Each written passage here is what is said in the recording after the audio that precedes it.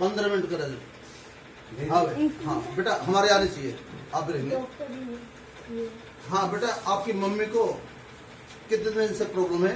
1.5 साल से। क्या 4 पैसे खड़ी हो सकती? नहीं हो सकती, नहीं हो सकती।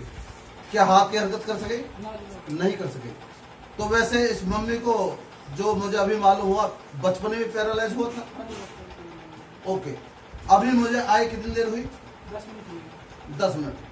मैंने प्रोडक्ट को इस्तेमाल किया, मम्मी पर क्या रिजल्ट नजर आया?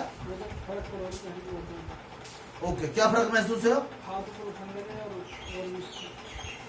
और दर्द?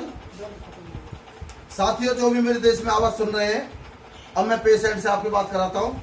अब पेशेंट बोलेगा। हाँ भाई, कितनी देर में आराम हुआ? कितना आराम हुआ? बेटा तू देख ले, तू ले। ये साथियों पेशेंट की आवाज है, इसे आप सुन सकते हैं, अपना भला कर सकते हैं और लोगों को भला कर सकते हैं। ठीक में दादी हाथ में हाँ हाँ, इसकी आवाज आ रही है। मेरा हाथ कांग्रेचुलेशन। उठे नहीं, मेरा हाथ चीज हो गई में, अब मेरे फायदा। बाबूजी आकर के लग रहा है। अच्छा, ये साधारण बात नहीं है। इसी तरह का रिजल्ट जिसका गाँव में देखना, अब सेवा करना, सेवा दुनिया में काटना, सेवा करो।